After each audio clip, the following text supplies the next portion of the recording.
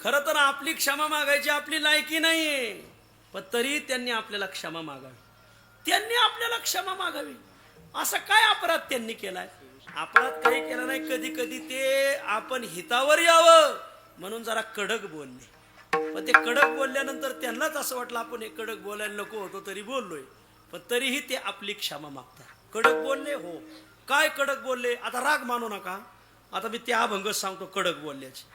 तो कोबर आहे, कधी कधी तो मामाजीवाला लय कडक बोलतात. काय कडक बोलतात? अरे तू पर भगवंताचं नामचिंतन का करत नाही?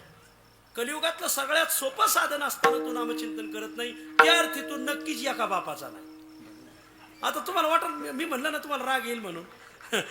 नाम नवदे ज्याची वाचा तो लेख दो बापाचा. गाथ्यात इतकी कडक बोलले तू बघा. तुम्ही म्हणात हे कसं कळल? विठ्ठल विठ्ठल चालू झाल्यावर जो टाळी वाजित नाही आणि म्हणत नाही, तुम्ही समजून घ्यायचं. हेची ओळखी तया गाथ्यात आलंय. गुरुजी पदरच नाही बरं का माझा, मी प्रमाणाला धरून बोलणारा प्रामाणिक बो आहे.